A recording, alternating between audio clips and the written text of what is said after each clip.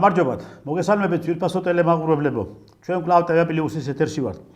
ჩვენი გადაცემა როგორც ყოველთვის მიეძღვნება როგორც საქართველოში, ასევე საქართველოს ფარგლებ გარეთ შექმნილ პოლიტიკურ მდგომარეობას. კარგად მოგეხსენებათ, საქართველო ისტორიული ქვეყანა არის და ამ ისტორიის მანძილზე ქართველ ხალხს და საქართველოს უწევდა აი ამ ისეთ მტრებთან ბრძოლა, რომელიც მტრებიც პირდაპირ განიზახავდნენ ქვეყნის განადგურებას და საქართველოს მოსახლეობის გადათელვას, ეკლესიების დანგრევას, წვენის შეურაცხყოფას და მთელი წლები, მთელი ეს საუკუნეები ამ ბრძოლებში იყო ჩაბმული საქართველო, ამ ბრძოლებში იყო ქართველი მეფეები ჩართული და ამ ბრძოლებში იყო ქართველი ხალხი ჩართული და ისინი გმირულად ეკვეთებოდნენ ყოველთვის და გმირულად ხვდებოდნენ ყოველთვის მტერს, იმ ურჯულიებს, იმ გადამთიელებს, რომლებსაც განზრახული ჰქონდათ ქვეყნის განადგურება, გაჩანაგება და არაერთი წლები და არაერთი ათეული წლები ჰქონდათ საქართველოს დაპყრობილი ყოველთვის და ცდილობდნენ ყოველთვის რომ საქართველოში თავისი წვენა და თავისი პოლიტიკა გაებატონებინათ, მაგრამ ქართველი ხალხის მამაცობით, ქართველი ხალხის ბრძოლის უნაროვნებით ყოველთვის ხდებოდა მათი განადგურება და განდევნა ქვეყნიდან.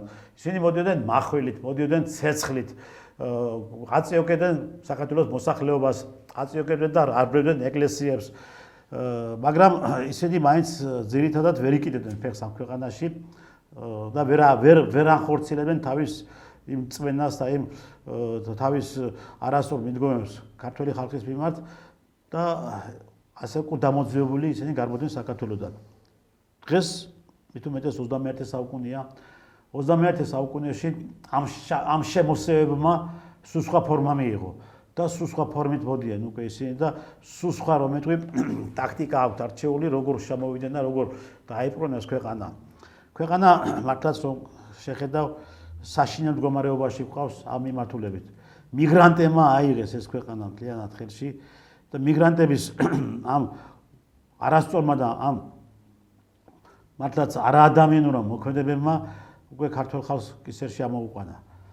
პაკისტანიზაციას ვიზახავთ და პაკისტანიზაცია ხდებოდა ამ ქვეყანაში. ინდუელებით სავსე არის, მაგრამ ახლა რამოდენიმე ხნის უკან არაბებს, რომლებსაც ჩვენი მეფეები ებრძოდნენ და არაბებს, რომელიც მოდიოდნენ ყოველთვის ხმლით და მახვილით და ცეცხლით, დღეს უკვე გამოვიდნენ ისინი სხვა საშუალებებით. მათმა თითქმის იყიდეს ისეთი ადგილები და ისეთი ტერიტორიები, რომელი ტერიტორიებზეც სწორედ თავის ძროხის საუკუნეების უკან არაბებს თავებს ასხეპებდა ჩვენი ქართველი ხალხი და ჩვენი მეფეები. საშინელება არის ეს. არ ვიცით რა მოხდება და რა მდგომარეობაში ჩავარდება ქართველი ხალხი თუ ასეთ ტენდენციები გაგრძელდება ჩვენ ქვეყანაში. დღეს ჩვენ ამ თემებზე გვექნება საუბარი. ჩვენ დღევანდელი სტუმარი არის კონსერვატორი ბატონი რამაზ გაგნიძე. მოგესალმებით ბატონო რამაზ. მოგესალმებით, მივასალმებით თქვენთან. მადლობთ რომ სტუდიაში მოგზავნით. ახლა თქვენ რატო მოგიწვიეთ და რატომ ესე იგი გვინდა რომ თქვენ მოგისმინოთ ჩვენ რომ მაყურებელმა და საქართველოს მოსახლეობამ. მე რაც მახსოვს სულ აი ამ მიგრანტებსა და სულ აი მაგაც ამ ურჯულიების წინააღმდეგ და არასწორ პოლიტიკას ებრძვით სწორედ ამ კუთხით და არაერთი აქციები ჩაგიდარებიათ და არაერთ ღონისძიებებში მიიღიათ მონაწილეობა რომ შეწყდეს ეს პროცესი ამ ქვეყანაში. ეს მასიური შემოდინება აი ამ უცხო ტომების. ახლა ამ ბოლო დროს უკვე ისიც იმ საკითხებზეც დაიწყეს ბრძოლა, რომ ეს არაბიზაცია რო ხდება ამ ქვეყანაში. ბატონო რამაზ, მინდა შეგეკითხოთ, რა არის ეს და რა საფრთხის წინაშე ვდგავართ ჩვენ დღეს და მოხდება თუ არა მასიური შემოდინება არაბების, რომელი არაბების თავის ძროზე ჩვენ ხმლებით და მახვილით ებრძოდნენ ამ ქვეყანას. და დღეს უკვე მათმა რაღაც მილიარდების ინვესტიცია გააკეთეს იმისათვის, რომ ახლა თქვენ წარმოიდგინეთ რაღაც ლოგიკაში არ ჯდება. ამ ხელა ინვესტიცია შემოგაქვს და რაღაცა კორპუსები უნდა აშენო, რომელი კორპუსები შენ ამ ხელა ინვესტიციის მოგებას არ დაგიტოვებს მოგებას ფაქტიურად ახლა რა, მაგრამ რა დატვირთვა აქვს ამას? ამას მე ბიზნეს ვერ დავარტყე. არ არის ეს ბიზნესი. იმიტომ რომ ბიზნესში რო ჩადო ამ ხელა თანხა, ხო? მან ორი იმდენი მოგება უნდა მოგცეს. და აქ მოგება კი არა, შეიძლება ნახევარიც არ მოგცეს. ამ სწორედ ამ ბიზნესმა, რა ბიზნესში, ვითომ ბიზნესში ჩადეს ეს თანხა. მაგრამ რა იმალება მის უკან? მოდით მოსახლეობამ არ იცის ეს კიდევ ეს პროცესი დაიწყო 2008 წელს ომის შემდგომ და ეს კონკრეტულად ეს ბიზნეს გეგმა, ამათ ეგრეთ წოდებული ბიზნეს გეგმა, ჩვენ ნაციონალებს უნდა განეხორციელებინათ ამ გონიოს პოლიგონის გასხვისება არაბულ სამყაროს. მაგრამ ისე ცუდ სიტუაციაში იყო თვითონ მაშინდელი ხელისუფლება ხალხთან ურთიერთობაში, რომ ფიზიკურად მაშინ არ ქონდათ მათ საშუალება, რომ ეს გეგმა განახორციელებინათ, იმიტომ რომ ისინი ხალხს ანადგურებდნენ, ქართულ ხალხს და ერს ანადგურებდნენ და ქვეყანას სხვა წესები და სხვა ტიპაჟით. და აქედან გამომდინარე, კიდევ ესო დამატებოდა არაბულ სამყაროსთან ურთიერთობა და ეს ამ ბიზნეს გეგმის შემოტანა და ამ ტერიტორიების გაყიდვა, მაშინ იყო სხვათა შორის საუბარი 3-დან 4 მილიარდ დოლარამდე. ეს იყო 2008 წლის შემოდგომა და 2009-ში უნდა განხორციელებულიყო ეს საკითხი. იქიდან იწყებოდა. ჯერ კიდევ ამას გეუბნები წარმოადგენს 17 წლის უკან. და იმიტომ რომ საქმის ყურში ვარ თავიდან ბოლომდე მაგ იმაში. გონიოს პოლიგონზე, მაგრამ მაშინ არ იყო საუბარი ქწანისის იმაზე, რა ქვია. მხოლოდ გონიოს პოლიგონზე იყო საუბარი. და აქედან გამომდინარე, მაშინ ეს გეგმა ვერ განხორციელდა. მაგრამ ამ გეგმის განხორციელებაში საქმის ყურში იყო ბატონი ბიძინა ივანიშვილი, იმიტომ რომ მიშა სააკაშვილთან, კი ბატონო, კი, მიშა სააკაშვილთან და აკეთებდა ყველაფერს. მიყავდა თავისი ბიზნესი, თავისი სტრატეგია ქონდა თავიანთი დაგეგმილი მიშას და ბიძინას. ანუ კონკრეტულად ეს საკითხი თავიდან ბოლომდე ბიძინა ივანიშვილის შესწავლილი ქონდა და იცოდა რასთან რა როგორ უნდა გაეკეთებინა მაგ საკითხთან დაკავშირებით. და რაც შეეხება ამ ბიზნეს გეგმას, რომელიც უკვე ჩამოყალიბდა 2024 წელს, როცა ხელი მოეწონა ამ საკითხს და 2025-დან უნდა დაიწყო განხორციელება, ისევ ივანიშვილის თაოსნობით კეთდება ეს თავისთავად ცხადია, მან დაიკავშირა ეს არაბული სამყარო და ანუ ძველი კანალები აღადგინა. ძველი კონტაქტები აღადგინა. კი ბატონო, ეს ამას გეუბნებით, ესა 17 წლის წინანდელი ამბავი. და სხვათა შორის ბიზნეს გეგმა რაც მახსოვს თვითონ ეს ბიზნეს გეგმა 2008 წელს მე რაც ნახი მაგ თითქმის მსგავსია და ერთ-ერთი არის ის სურათი, რაც ზეთხილით არის გადაღებული და კონკრეტულად რაც მოიცავს ამ დიდ რამოდენიმე მილიარდიან საქმეს. მაგრამ ერთი კიდე უნდა შევახსენო ხალხს, რომ 2016 წელს ჩვენ ჩამოვაყალიბეთ მიწის დაცვის კომიტეტი, მე კოკა მორგოშიამ, გია კორკოტაშვილმა, სანდრო ბრეგაძემ და დიდმა ჯგუფმა, სხვათა შორის ეროვნულ პატრიოტულ მოაზროვნე დიდმა ჯგუფმა. ბევრს ვეღარ ჩამართლო, ვინმე არ გამომჩეს და ვინმე ნაწყენი არ დამჩეს და ეს ჩამოვაყალიბეთ მიზეზი იყო, რომ ივანიშვილმა დაავალა თეატროლოგიას პირდაპირ, როცა იგი იყო იუსტიციის მინისტრი და თეატროლოგიანი 2016 წლის 6 თუ 16 დეკემბერს არ მახსოვს ზუსტად ეს რიცხვი გამოვიდა და თქვა ივანიშვილის დავალებით, რომ ეს იყო ეს დღე არის ის დღე, როცა ნებისმიერ უცხოელს შეიძლება ქართული მიწების ყიდვა. მემორანდუმი მოხსნილია და ქართული მიწის ყიდვა შეიძლება ნებისმიერ უცხოელს. ჩვენ სასწრაფოდ შევკრიბეთ ეს მიწის დაცვის კომიტეტი გავაკეთეთ ასეთისა და 2017 წლის გაზაფხულზე იმდენი ვიძალავეთ პირდაპირ კაი გაგებით, რომ კონსტიტუციურად გავამაგრებინეთ უკვე ჩვენ 2017-18 წლის იყო არ მახსოვს, მე შექმნით ქართული მარში და ეს სიტყვით კონსტიტუციურად გავამაგრებინეთ ის, რომ სასოფლო სამეურნეო დანიშნულების ქართული მიწები აღარ გაიყიდება უცხოელებს. შემოიტანეს ისე ეგრეთ წოდებული ლაზეიკები და ქართულ მოცემმა და ივანიშვილმა და მისმა პრემიერ-მინისტრებმა თუ ვინც იყო მაშინ მთავრობაში პარლამენტის წევრებმა და არის საშუალებებით რაღაც გარკვეული იმის საშუალებებით დაიწყეს ისევ არასასოფლო სამეურნეოში გადაყვანა სასოფლო სამეურნეო მიწების მიწის ნაკვეთების და დაიწყეს მათი გაყიდვა რაღაც გარკვეულ კორპორაციებზე, უკვე შეპესეებზე და არა ფიზიკურ პირებზე. რომელიც კანონით შეიმუშავეს კონსტიტუციურად. ფიზიკურ პირებზე არ იყიდება მიწის ნაკვეთები. უბრალოდ იყიდება კორპორაციებზე და შეპესეებზე და ინვესტორმეებზე. ინვესტორმეებზე არ მგონია, უფრო იმას რა ქვია. ეხლა ეს ინვესტიცია, რომელიც ჩამოვიდა, საქართველოში კორპორაცია კორპორაცია არის და ამ კორპორაციას უკვე საკუთრებაშია ეს მიწის ნაკვეთი. საკუთრებაშია კი ბატონო მიწის ნაკვეთი სამწუხაროდ ესეა. და ისევ და ისევ ხდება აი ეს ცუდი ამბავი თქვენ რომ შემეკითხეთ რა რისკებიაო ხო აი რისკები გვაინტერესებს ძალიან ცუდი რისკები არის ჯერ ესეთი სახელმწიფო ესე ვთქვათ სული ძლია და 33%-ში წილში ჩაუждდა ესე რომ ვთქვათ ამ არაბულ სამყაროს ანუ 66-67% არის არაბული სამყაროს ინვესტირება ეს მოგები ის? არა, მთლიანი საქმის. აი ეს ინვესტირება რომელიც ჩამოვიდა, ხო? კი ბატონო. იმის 33% წაიღო სახელმწიფო. კი ბატონო, იგი ბატონო. ხო და ეხლა მოგების იქნება კონკრეტულად თუ როგორი კუთხით იქნება, მაგას თვითონ გადაწყვეტენ ეგ არ არის პრობლემა. იქ ლაპარაკი საერთოდ 1 მილიარდზე 10 კაცია ლაპარაკი საერთოდ. 1 მილიარდ დოლარზე და გააკეთეს ეგრეთ წოდებული ბჭყალებში მყარი ხელშეკრულება, სადაც პირდაპირ გაწერილია საქართველოს გაყიდვა და მოღალატეობრივი კანონი, მაგრამ არ არის ეს პუნქტები ჩამოთვლილი, რომ ქართული ხალხი გაეცნო მას ამ ხელშეკრულებას. არცად არ არის ხელშეკრულების ასლი, არ დევს რომ მაგ მაინტერესებს კონტრაქტები, რომელიც გაყიდვა. კონტრაქტი არაფერი არ აჩანს. ჯერ არ აჩანს არაფერი, აბსოლუტურად და არავინ არაფერი არ ვიცი. არის გასაიდუმლო. რა წერია იმ კონტრაქტებში? გასაიდუმლო წესით არის ყველაფერი ამ კონტრაქტში. ამის უფლება აქვს მაგათ?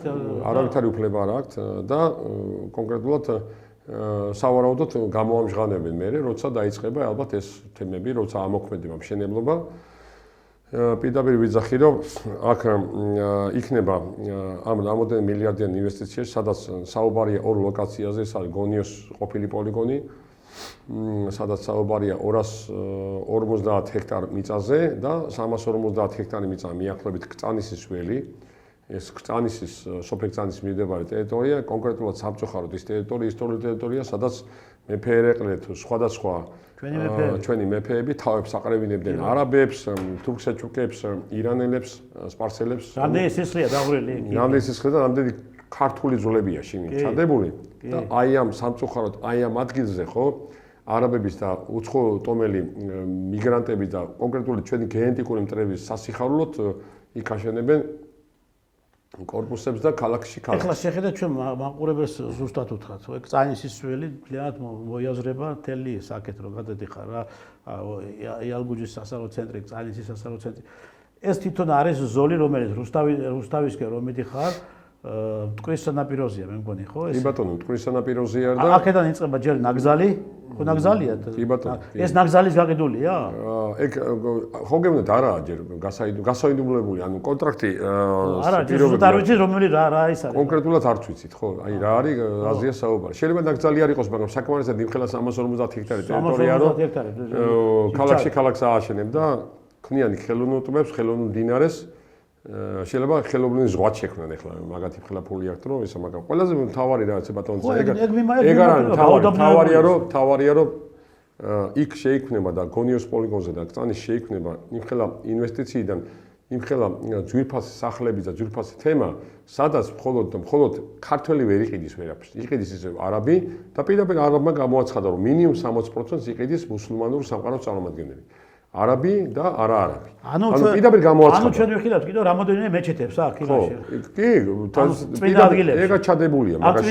ეგა ჩადებულია მაგ ადგილზე. რა თქმა უნდა, ახლა ისე რომ შემოვიდნენ მასიურად თუ შემოვიდნენ და მასიურად თუ განთავსდნენ. ყველა საინტერესო რაც 30-დან 50,000-მდე მუშახელზეა საუბარი. ორივე. ხო, აი მუშახელის და მუშახელი ვინ უნდა იმუშაოს? ვინ უნდა იმუშაოს და არა ქართველმა, იმიტომ რომ ქართველს მათონ შემოიყვნენ იაფია მუშახელს, ოღონდ არა ირანელს, არა არაბს, არა თურქს, შემოიყვნენ პაკისტანელს, ინდუს, აფრიკული სამყაროდან, სადაც იაფი არის შედარებით მუშახელი, აჯერი იაფია მუშახელი, იმათვის კიდე აჯერ მეტი ფასი არის, რასაც ესენი მათ მისცემენ, მათ ოჯახების შესანახად და ფაქტიურად საქართველოს ისევ გაედინება, გაიქცევა საქართველოსთან დაეცემა ანუ ქართველის ფასი, რასაც ქვია, ქართველი ვეღარ იმუშავებს და შეუქმნიან ამ ყველაფერ უბედურ პირობებს, ესე რომ ვთქვათ. და ეს იქნება პირობა, რომ პირდაპირ დეგრადირება მოხდეს ქართული ჯანსაღი სულის და ქართველის გაქცევა საფუძველი იქნება საქართველოსთან ისევ ეს. ბატონო რამაზ, თუ უნდა ჩაგეკითხოთ, არ შემიძლია, იმიტომ რომ თქვენ ახლა ისეთი რაღაცები ბრძანეთ, ხო? აი წარმოიდგინეთ ახლა თქვენ მუშახელის შემოყვანა. ნუ ეს პაკისტანელები, ეს ინდუელები, ეს ისინი აფრიკელები, ხო? ანუ ესე იგი ამ კონტრაქტში დამსაქმებელიც უნდა იყოს მითითებული, ხო? კი ბატონო. და ის მუშახელიც უნდა იყოს. დამსაქმებელიც მითითებულია და მუშახელიც მითითებულია. ხო, მაგრამ მაგი ვიცით ვინ არის ეს და მაშინ სახელმწიფომ ამას ეს დაუთმო მათ ეს ის არა? კი, დაუთმო. რომ ქართველი კაცი ვერ იმუშავებს. კონტრაქტი შესრულდება, ხო, კონტრაქტი შესრულდება მხოლოდ მაგ პირობით. და კონტრაქტი შესრულდება მხოლოდ იმ პირობით მინიმუმ 60%-ს რომ გაიყიდება არაბულ სამყაროზე ეს ბინები. კარგი. დაუშვათ გაიყიდება არაბულ სამყაროზე, არაბულ მოქალაქეებზე ეს ბინები, ხო? მოქალაქეობა. აი ავტომატურად კანონი ახორციელებს მაგას. მოქალაქეობა, სადაც 100-დან 150 დოლარამდე მინიმუმ ბინა შეიძენ, მინიმუმ. უკვე ბინადრობა გაქვს 10 წლიანი. და მე უკვე მოქალაქეობამდე უკვე მარტივი ერთი ნაბიჯია. ავტომატურად მე მიდიხარ მოქალაქეობა. კი ბატონო, ერთი ნაბიჯია, კი ბატონო. ეს კანონში წერია, პირდაპირ. ეს კანონში წერია, ეხა ოფიციალური კანონია, კი. იგივე ზუსტად იგივე კითხვა დაუსვა გიორგი ქარდავამ, ქალაქის საკრებულოს პირველ სხდომაზე კალაძემ, რომელმაც იბლუყუნა და იბოდიალა რაღაც სისულელეები და რაღაც ღაპრები შეთხსა. და გიორგი ქარდავამ რო უთხრა, რომ მე ჩემ ინტერპრეტაციას არ გეუბნები, გეუბნებით კანონიერ ინტერპრეტაციას, კანონის სახელი გილაპარაკებითო, ნუ ისევ სისულელე და გვერდზე ეჯნენ ეს კონსტიტუციური დეპუტაციის წარმომადგენლები, რომელსაც ჰქონდათ დამჟავებული და დაბრეცილი სახეები რა, არ მოეწონათ გიორგი ქარდავას კითხვები კალაძის მიმართ, იმიტომ რომ ისინი ხო არიან გამპრაებლები ზოგადად და ეს არის პირდაპირი კანონი, რასაც თქვენ მე მიკითხებით, რასაც გეუბნებით პასუხად. და ესე იგი ამ კანონის ეს კანონი შემოიღეს მანამდე. ანუ ეს არის ხელოვნურად ჩადებული ყველაფერი. მანამდე შემოიღეს ეს კანონი, რომ ეს 6 მილიარდი ინვესტიციით გაასაღონ ეს ბინები. ანუ ეს არის ყველაფერი წინასწარ გაწერილი გეგმა. კი ბატონო. კანონი შემოიღეს. შემდგომ უკვე შემოდის ინვესტიცია, არაბული ინვესტიცია, სადაც სულ არ ჭირდება არაბული ინვესტიცია, მანამდე რაც არის, ოფიციალურად შეეული ახლა 100-150,000 დოლარიანი ბინებს ქართველი იშვიათად ყიდულობს. ყიდულობს ძირითადად არაბული სამყარო და მუსულმანური სამყარო. ესენი შემოდიან და ყიდულობენ აქ ირანელი, თურქი, არაბი ყიდულობს, პრობლემა არ აქვს. ეხლა სამწუთში, აი ქართველების აშენებულ სახლებს ყიდულობენ, პრობლემა არ აქვს. აქ საქართველოს. კი ბატონო, კი, თბილისში და ბათუმში. და ამ ბინებს დაედება ძალიან ისეთი ფასები დაედება, რომ მას წვომაც საქმე რა შეეცით, ფასები ადებს ისეთი, კიდე გეუბნები, რომ ქართველი ვერ ყიდულობს და იყიდება 3-4 ოთახიდან და ზემოთ, ანუ რაც 100-150,000 დოლარიდან ზემოთ არის ბინები, 100-150 კვადრატიდან ზემოთ. მაგას ქართველი ვერ ყიდულობს, ძირითადად ყიდულობს 5% ქართველი, 100%-დან და 99% ყიდულობს ირანელი, არაბი და თურქი. მილიონებზეა საუბარი აქ თვითონ ბინაზე. კი ბატონო, ნუ გარემონტებული ბინა 300-დან 400,000-დან და 500,000-მდე ეღირება იმაში, კი ბატონო. ხო, ამის საშუალება ვისაა დღეს საქართველოს? თავისთავად ცხადია საქართველოს მოქალაქეებს დღეს ამას. რამდენი უნდა იყიდოს საქართველოს მოქალაქე? იმ 5%-მა რამდენი უნდა იყიდოს? არა, ვერც იყიდის, არა, ჩვეულებრივი ადამიანი ვერც იყიდის ამას. მაგის გარდა იქნება იახტ-კლუბები, მაგის გარდა იქნება საკუთარი იახტების თემა, რომელსაც თავისთავად ცხადია ქართველიც ვერ იყიდის და მათ მომსახურების ვერც კიდევ მიხვალ და ვერც კიდევ დაისვენებ. მაგის გარდა იქნება სასტუმროების ქსელი, სადაც იქნება ნომრები სავარაუდოდ 200-300 დოლარიდან ზემოთ, ერთი ღამის ნომერი.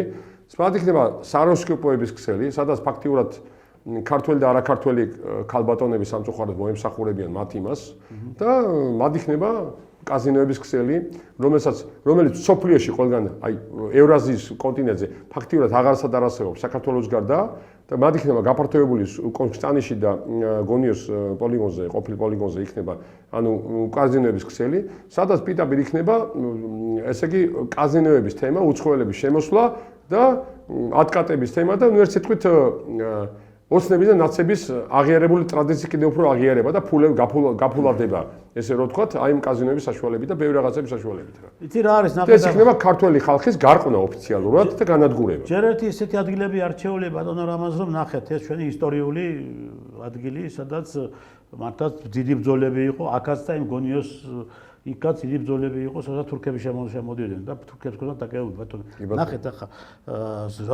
სხვა ადგილები არ არის არჩეული. ნახეთ რას ვინა ხაზი გაუსვა. კრწანისი ამ წუთში არის კრწანისის სამხედრო სასამართლო. ეს პირდაპირ ხალხის ჩვენი მეფეების და ჩვენი წინაპრების სულში ჩაფურთხება. ხომ ისტორიულად ჩვენი ქართველი ხალხის და ქართველი მებრძოლების ძვლები არის იმისაშრომებს ამოყრიან თუმცა ნახავთ ჩვენ ამას და დავინახავთ უბრალოდ დაიწყება იქიდან არ დაგვანახებენ. არ დაგვანახებენ, ისი ამოალაგებენ არ დაგვანახებენ. არა, მაგას მაინც ჩვენ კი დავინახავთ, მაგრამ მაინც ვიღაცა გადაიღებს. შევძლებთ მაგის გაბარა ყველა ვარიანტში, მაგრამ თვითონ ეცდებიან რომ არ დაგვანახოთ. ხო, არა, მაგას ეცდებიან, მაგრამ ნახე რას გეუბნებით. ხო ახლა მოიყრება ეს ყველაფერი, ისტორიული ეს, თელი ეს, სიწმინდეები რაც იქ არის. იგივე იმ გონიოშიც ამოიყრება, იქაც ბრძოლობდნენ ქართველები და იქაც ეუბნებოდნენ თურქებს. ამის შემდგომ ამ ტერიტორიებმა, რომელი ტერიტორიებშიც მიმდინარეობდა ისტორიული ბრძოლები, მაშინ თავის დროს და გონიოს ციხეში გაიხსნება მე არაბული ქორწილების ადგილები. ამის შემდგომ ახლა ბატონო რამას ხო ეს იყო საბრძოლო ველი იყო, ისტორიული საბრძოლო ველი იყო. წანისის და გონიოს. მე საბჭოთა კავშირის დროს, როდესაც უკვე ჩვენ შევედით საბჭოთა კავშირის შემადგენლობაში, შევედით შეგვიყვანეთ რაც იყო, მეტა ყოფილიყავით და ამ უბედურებებს არ ნახავდით, ხო? ესე იგი, ამის შემდეგ გაიხსნა იქ, როგორც გონიოში, ასევე წანიში სამხედრო სასწავლო ცენტრები. საბრძოლო სწავლებები მიმდინარეობდა, მე მაგ პირადად მონაწილეობა მიღებული და ვესწრებოდი. და ორივე იყო სტრატეგიული ადგილი, სპეციალურად მაგას ჩვენი მტრის და ნატოს წინააღმდეგ. ვესწრებოდი ამ საბრძოლო სწავლებებსაც და კიდევაც მიმიღია მონაწილეობა და მიგეგმია ყველაფერი, კაი, ეს უნიკალური ადგილებია ორივე და სადაც ჩვენ ვავარჯიშებდით ქართველ 18 წლის ბიჭებს, რომლებსაც იწვევდნენ ჯარში და 2 წლის განმავლობაში ისინი გადიოდნენ წვნას, სამხედრო წვნას. არტილერიო კუთხით, სატანკო კუთხით და ისევე საზეიტო კუთხით. სახეობების და მიხედვით. კი ბატონო, კი ბატონო. და უკვე როდესაც ისინი 2 წლის მაგი მეც ვიცი კარგად. 2 წლის ხო თქვენ გაგაცით მაგი თუმცა თქვენ ისეთ ქვედანაყოფში მსახურობდით ეს თავის ნაბოლომდე გაწოდნებათ დაგეჭირ. შემდგომ ისინი მომზადებული ბრუნდებოდნენ სახში გადადიოდნენ რეზერვში, ხო? ანუ სახელმწიფოს ყავდა უკვე მომზადებული მებრძოლი რეზერვში, ხო? დღეს ეს რო კვდება უკვე ეს კვდება, ხო? ნადგურდება უკვე. აღარც წაინსის სასწავლო ცენტრი გვექნება, აღარც გონიოს სასწავლო ცენტრი გვექნება და დავჭა ერთი ორფოლო ეგრე და ესა ნახშირღელე. ხო? და ამგეს რა ეშველება ამ ჩვენს ახალგაზრდა ბიჭებს, რომლებიც მე იმსახურონ ჯარში, დაიცვან სახელმწიფო. პირდაპირ მინიშნება ამ კონტრაქტი და ამ ხელშეკრულებებით, პირდაპირ მინიშნება ბატონი ივანიშვილისგან და ბატონი ქართული ოცნებისგან, რომლებიც ასევე ნაცების გულს ახარებენ მაგ საქციელით და ლიბერასტების და ევროკავშირის ნატოს გულს ახარებენ, პირდაპირ მინიშნება რომ და ასევე თავისთავად ცხადია ახარებენ ჩვენი გენეტიკური მტრების გულს. პირდაპირ მინიშნება რომ ეს სასწავლო ჯერ ისტორიული ცენტრები, გონიოს და წანის ცენტრი, რომელიც არის მე სასწავლო სამხედრო განვითარებით და ჩვენი სამხედრო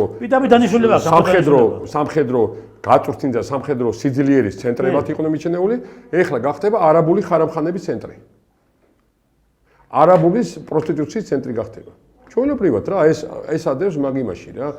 ბატონო რამაზ, ისიც რა არის ეხლა ნახეთ მე მაინც მინდა რომ იქით წავიდეთ რომ რაღაცნაირად ჩვენ ბოლო ლოგიკური იმაზე მივიდოთ რა.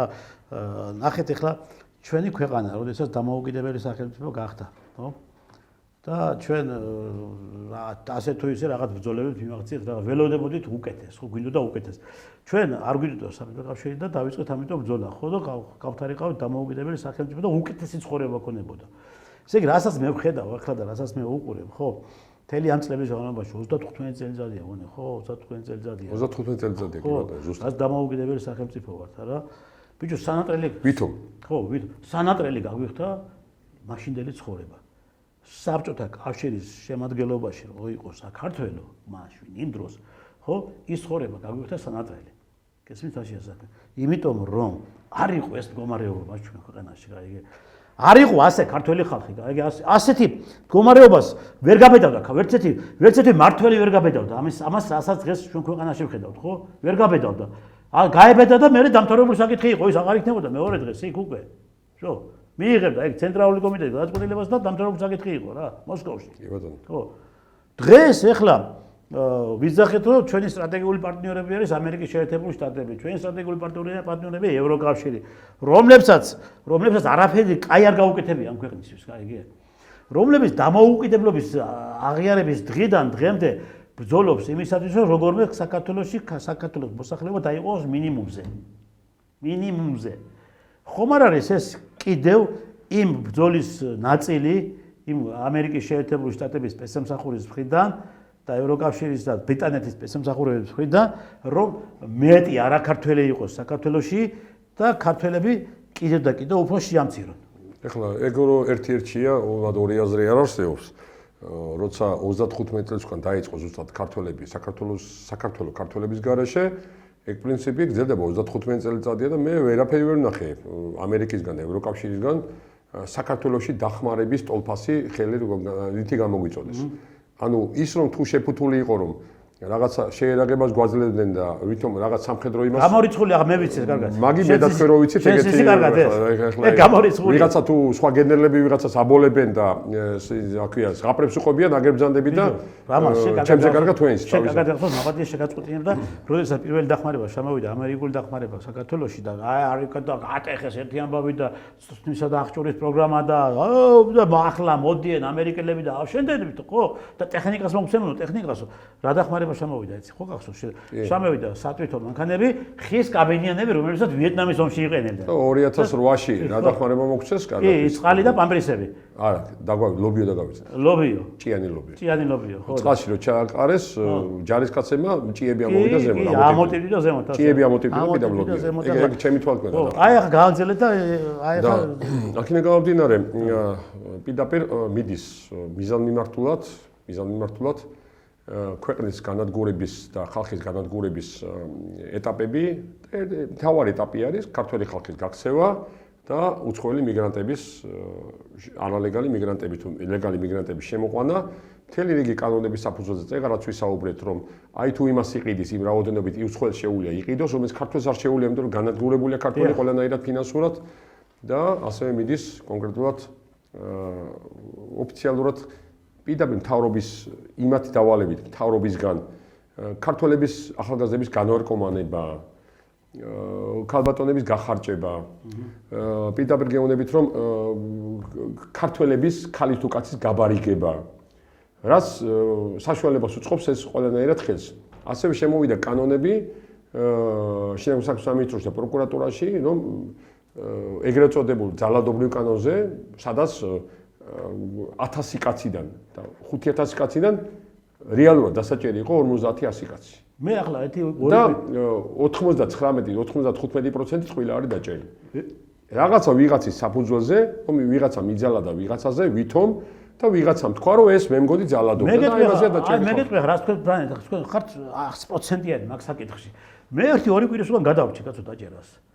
აი იქ ვიყავი, სადგურის მოედანზე ვიყავი და ტელეფონის ისმინოდა რაღაც მეყიდა და აი ესე მივედი რა და საუბრები გამყიდველს რომ აი ეს მინდა შემიძლია ამ დროს ვიღაცა გოგონა დამიდგა გვერდეთ რომ შევხედე აი იმ წუთში მე თვითონ ლიბერასტი იყო იმ წუთში იმიტომ რომ აქაც გახრეტილი იქაც გახრეტილი აქაც გახრეტილი ვეთქობა მისო სადაც საიტას გაიხედე ყველგან გახრეტილი ქონდა რა ეს და კინების უყურგან ხო და იმ წუთში ჩამიხდა საუბარში და დაუწყე მოსე შვილო მეუთხარი მოიცადეთ მეთქი მოითმინეთ ხო ხედავ ვესაუბრები მეთქი კაცო რა იყო მეთქი კაცო პროვოკატორი ჩაოლები მეც კაცო აი ხო იცი როგორ რაღაცა მოუთხარი შვილო მეთქი კიდევ შვილის ტოლა ხარ მეთქი შვილის ტოლა ხარ მეთქი მეუთხარი კარგი მოიცა მეთქი რა იყოთ რამ დაგძაბათ ასე მეთქი მეუთხარი თუ დაწან შენახა რატომ მეძალადავები მე გაიგე ნუ მეძალადავებია ეს მაგარიცია ნუ მეძალადავებია როგორც მითხრა ხო იმ წუთში გავჩერდი რა ვიცოდი რომ დაუძახებდა პატრონს და ვიღაცა այդ უკან თავისნაირი იყულებოდა კიდე გვერდზე რაღაცა აპატიეთ ეხა ტელევიზიაში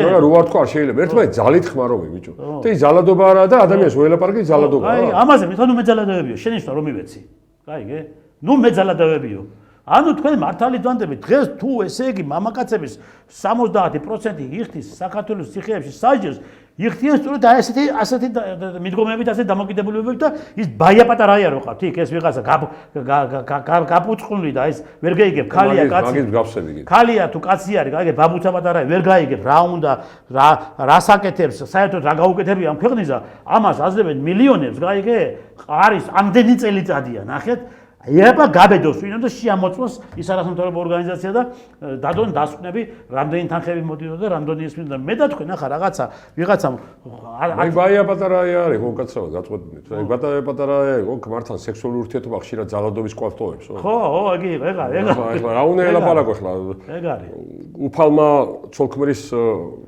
ურთიერთობა უფალმა დააწესა და ბაია პატარაა მაქსისულელი სიტყვის ხო რაღაცია რა ხო ესეთი ადამიანები ანუ ასეთი ადამიანები უნდათ დატოვონ საქართველოში ეს ბაბუცა პატარაა ეს ნომჯარიები ეს გიგაურები და ასე შემდგომ და ესენი არაბებთან ერთად შერწყმულად ძალიან კარგად იმოქმედებენ და მაგათ ხო ეს უნდათ შეასრულებენ იმ ამოცანას და ეხლა რატო გეუბნები ეხლა ბატონო რამას ამას იცი ეხლა თქვენ ახსენეთ ნახეთ ეხლა კიდევ უბრუნდები იმ ადგილებს უბრუნდები რატო გონიო და რატო წანესი კიდევ იმიტომ რომ ეს არის ისტორიული ადგილები და ეს არის სტრატეგიული ადგილები სტრატეგიული სამხედრო ადგილები სამხედრო კუთხით ხო ნახეთ ეხლა რა ხდება ბიჭო, ესე იგი, გააუქმეს ძალიან მნიშვნელოვანი იყო სამხედრო სწავლებები, რომელიც აუცილებელი იყო და კათედრები მაშინ ინსტიტუტებში და იმაში და ეს იყო სკოლებში. ხო, სკოლებში და რომელიც აუცილებელი. უნიკალური იყო ეს ყველაფერი, გაიგე და ეს გააუქმეს, ხო?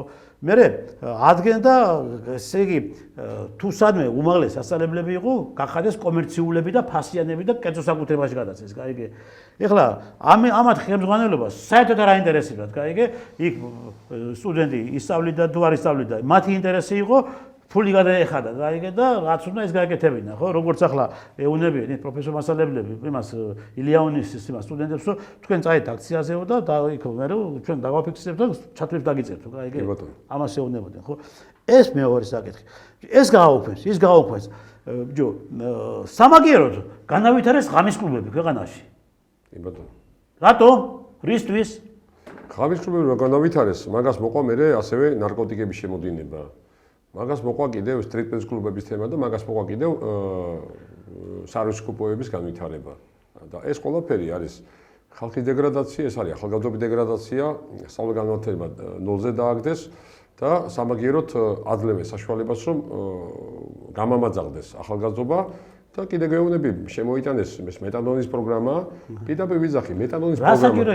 მეტადონის პროგრამა საჭირო იყო მხოლოდ თანდაყოლილი და შეძენილი დაავადებების მქონე ახალგაზრდებისთვის თუ არა ახალგაზრდებისთვის, რომელიც კონკრეტულ პროგრამას მოიცავდა და კონკრეტულ პროგრამაში იქნებოდა ასოცირებული და ისეთი ხალხი, რომლებიც კონკრეტულად რომლითაც საჭირო იყო ესეთი.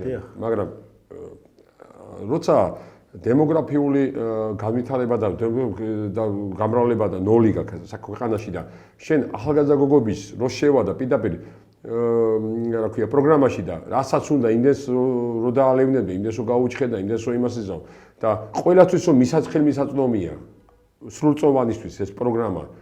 აი პირდაპირ გეუბნებთ, აქ დიდი ატკატების თემაა და ეს ამ სოფლიო გრანდიოზული დამანგრეველი თემა, რომელიც სხვა შორის ბევრ ქვეყნებში არ არის. ძალიან ბევრ ქვეყნებში არ არის, მაგრამ ისეთ ქვეყნებში, რომელსაც საქართველოს უყურებენ, როგორც თავისთვის ხელწამოსაკრავ თემად, ყველაფერს აკეთებენ. პირდაპირ გეუბნები, ყველაფერს აკეთებენ. ჯერ იმას ვარ დაუბრუნდე ვარიანტი არ არსებობს. არაბების, თურქების და არაბების იმის, რა ქვია, ირანელების თემა. რა ხდება? ხან 200 კილო კოკაინს ამოიღებენ, ხან 300 კილო გერანს ამოიღებენ. ესე იგი, ბიჭო, ხო უნდა მივხვდე, რომ იმ ჩინურ ქვეყანასა შევისანას ხელი მოაწერე. თვითონ ევროკავშირი და ამერიკა თვლიან ტერორისტთან გათანაბრებულ და ნარკო ტრანზიტთან და უფრო ნარკო მაფიასთან გათანაბრებულ ქვეყნებად და შენ რატომ მოაწერე ამაზე ხელი ვერ გავიგე? ანუ ფეხებზე კიდია შენი ქვეყანა? ფეხებზე რო კიდია მაგას ვიძახი ზუსტად. ეს არის ქვეყნის დეგრადირება და განადგურება. ეს არის ქართული ხალხის დეგრადირება და განადგურება. მაგრამ მაპატიე და ვინც არიან ამ მთავრობის და ძველი მთავრობის მომხრეებზე არ ვლაპარაკობ, პირდაპირ მონები, რომლებიც აპრავებენ ამას აქციელს, აი რაზეც ახლა ჩვენ ვსაუბრობთ, ეს უკვე დეგრადირებაზე მეტია. ესე იგი, ამაზე მეტი უბედურება აღარ არსებობს რა. აი ამათ იმებზე დგას ყველა მთავრობები, აი ესეთი მონების კისერზე თუ მონების ზურგზე თუ ბეჭებზე რა. აი ეს არის უბედურება. ძალიან რთული მდგომარეობაა თუ ამდენი მონები გვყავს ჩვენ საქართველოში და თუ საქართველოს მოსახლეობის ამ რაოდენობას უკვე ტვინი ადრე იყო პირდაპირ მაგალითს გეტყვით რა და პროცენტულად გეტყვით. ადრე იყო მონების 25-30%, როცა ნაცმოძრაობის მონები იყვნენ, რასაც ქვია ძალიან ბევრი, რომლებიც ძალიან დღეს ბევრი არიან. და ეხლა ქართული ოცნების მონები არიან ანალოგიურ თემა და 50-60% მონები რო ყავს ქვეყანაში, რომლებიც მხოლოდ იმიტომ არიან, რომ ორი ცალი 100 ლარიანი მისცენ არჩევნების დროს და კარგად იყონ და ერთ საჭმელი წამოადუღონ და მე 4 წელი დედა აგინოს თავრობამ. აი ესეთ უბედური ხალხის იმაზე ვარ კისერზე. და აი ამ ხალხს უყურებ ჩვენ.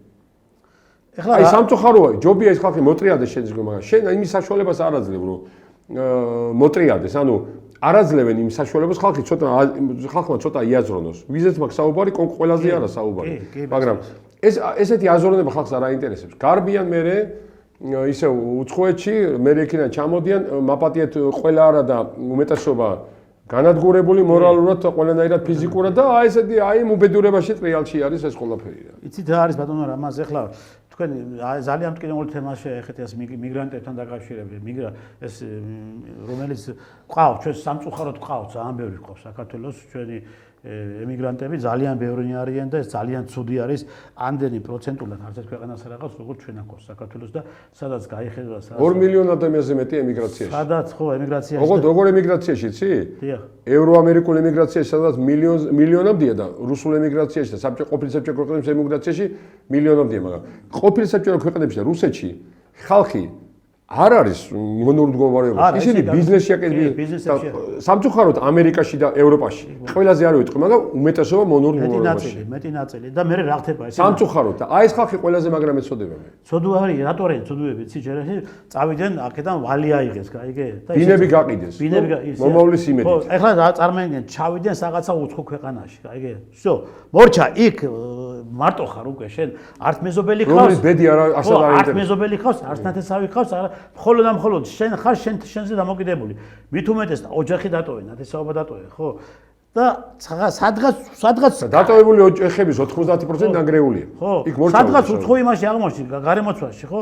ეხლა იმა თავიდან ისინი ძალიან სულ მდგომარეობაში არის ბატონო რამას. მე ვიცი, იმიტომ რომ ეხლა მე ხშირად მოგზაურობ და ძალიან ბევრს ხვდები, გაიგე სხვა ქვეყნებში. და მე ვწუხვარ ამით ხალხის ბედით, მე ვწუხვარ პირადად. რა თქმა უნდა, მეწოდებიან, ისეთო მეწოდებიან, ტკივად, მაგრად ტკივად, გაიგე საქართველო. მაგრამ რა ქნან, ვალებით არიან წამოსული. რომ დაბრუნდნენ უკან. ვინ მიიყვანა ამ სიტუაციამდე მე? დამას გეუბნები. ყველა მთავრობებმა. სახელმწიფო მიიყვანა ეს ადამიანი. ყველა მთავრობებმა. ხო შეიძლებოდა ავიღოთ მაგალითი, აგე ბატონო რამას ეხლა. და ასეც არის. ავიღოთ და როგორც კი ამ თემას და ამ საკითხს წამოვჭრი, ხო, ბელორუსიის საკითხს ვახსენებ და ლუკაშენკოს ვახსენებ, ხო? ზუსტად აი ეგ უნდა მეთქვა ეხლა მე მივხვდი ფაბრიკა ქარხნებზია ლაპარაკი. ხო, ფაბრიკა ქარხნებზე. კი ბატონო, კი ბატონო. ხომ შეიძლებოდა იგივე გაკეთებული იყოს საქართველოში და რატო არ გაკეთეს? აი უფრო უარეს გეტყვით. 6 მილიარდ პროექტში არსად ფაბრიკა ქარხანა არ ნახსენები. არსად.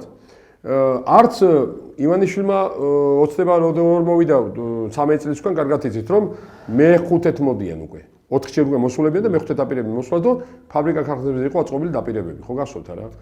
ბიჭო, იმას ვიძახთი რომ ეს ფაბრიკა ქარხნები ყველა რეგიონში 65 რეგიონი გვაქვს თბილისის გარდა რა.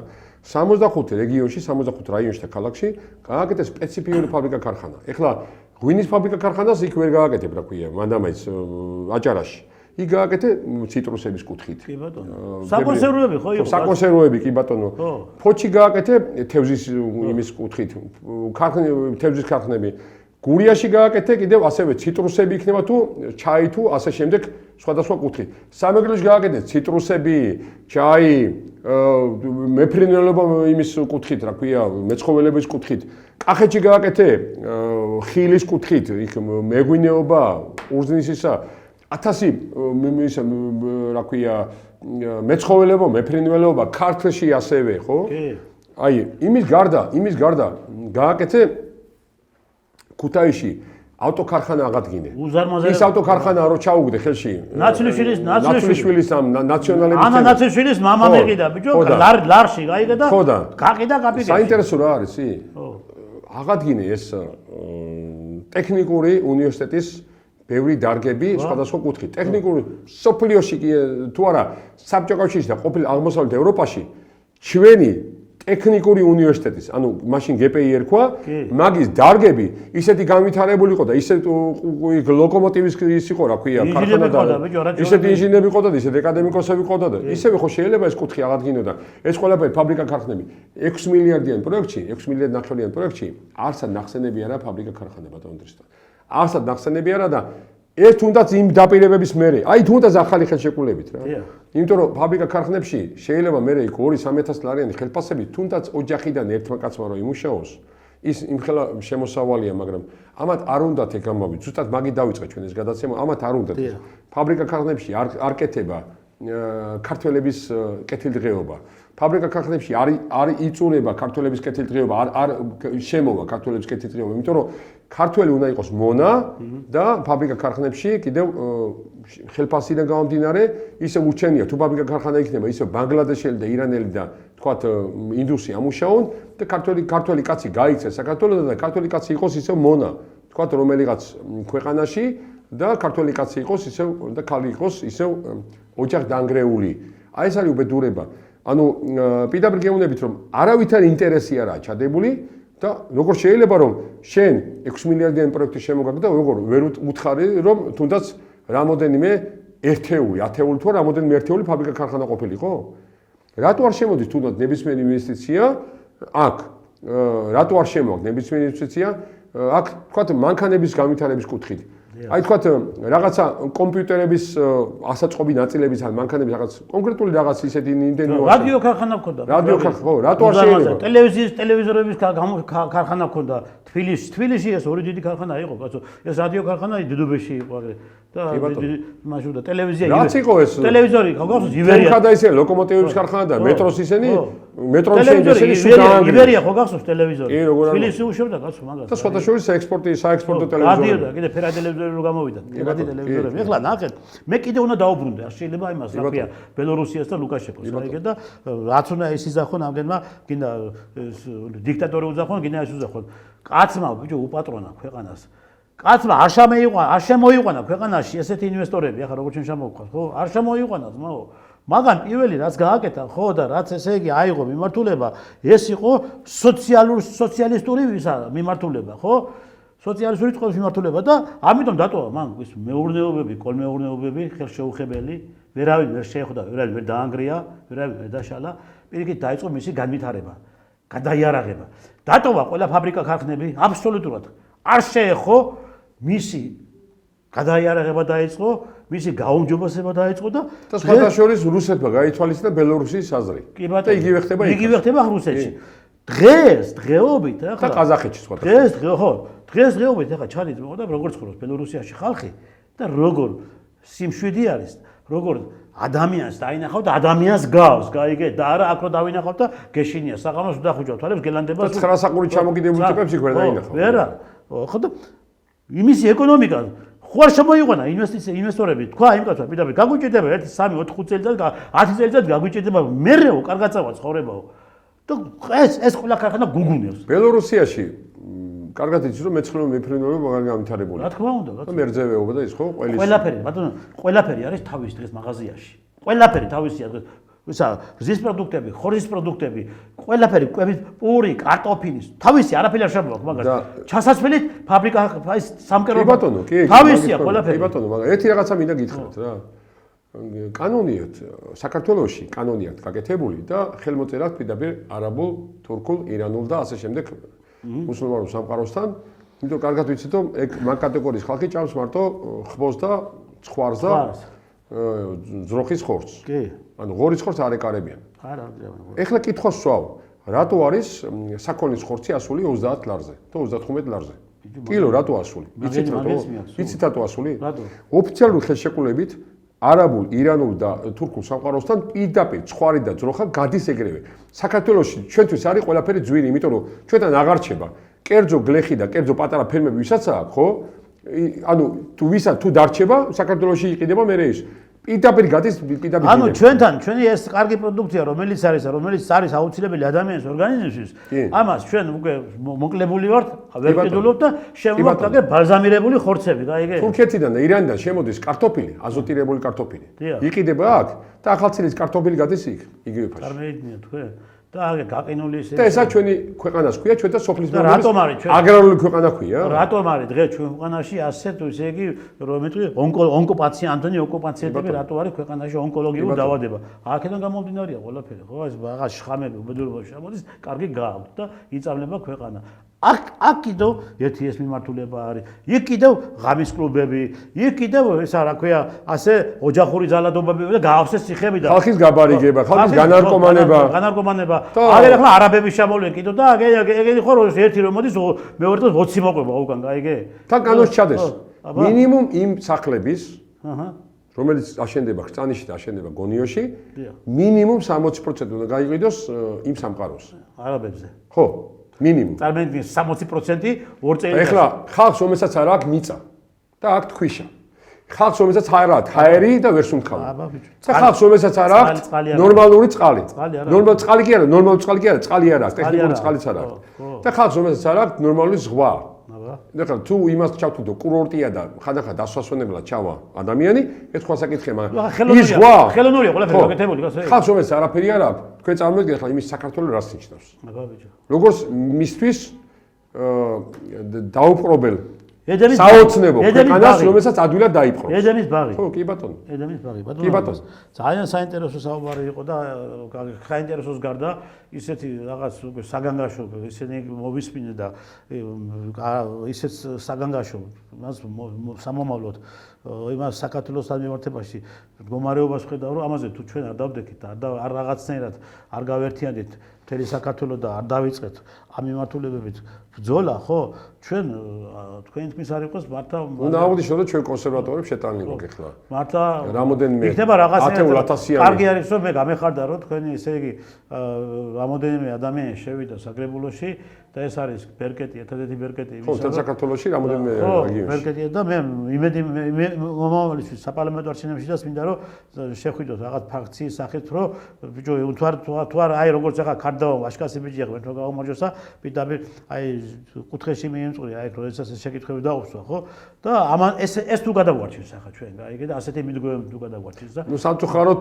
მადა სამწუხაროდ ქართულ ოცნებას კონსერვატორები არ სადარ უნდა მაგრამ მაინც მათ ინტერესებს თავად მათ მიზნებს დავარღვევ და საპარლამენტო არჩევნებშიც ქართულ ოცნებას დიდი რაოდენობით შევლენ კონსერვატორები ქართულ ოცნებას გაამარჯვებინა კონსერვატორების იდეებმა გაიგე ხო და ახლა ვერ გავიგე ვერა და მაგით მომიდა ბატონო ტრიშა რამოდენიმე 10,000 ხელმოწერა გვაქვს შეტანილი ახლა ჩვენ ამ არაბიზაციის და ამ ბინადრობის და იმის წინააღმდეგ რა და ამასაც მივახცევთ მალე საკონსტიტუციო იმ დონეზე ამასაც გავაუქმებინებთ აუცილებელია ჩვენ ყველა უნდა ვიბრძოლოთ ამისათვის რომ გადავარჩინოთ არათუ მარტო საქართველოს გადავარჩინოთ ქართველი ხალხით კაცო და არ აღმოჩნდეთ უმცირესობაში დამიკვირდა ხაზარაზე ხო აი ხაზარაზე გამოვიდა ბიჭო და გეწინააღმდეგება ესე იგი ხაზარაზეს აქამდე პრობლემა არ ქონდა და ახლა გავუხდათ უme ყველაფერი პრობლემა რა ეხლა ხაზარაზე გააკეთა განცხადება რომ ეს რასამოდო ეს არის მტრული დამოკიდებულება ქვეყნის მიმართ და მტრული დამოკიდებულება არა აქამდე კაი დამოკიდებულება იყო აქამდე ხო და მაგას ახლა გამოვიდა ეს ამასაც ხომი აქვს ეხლა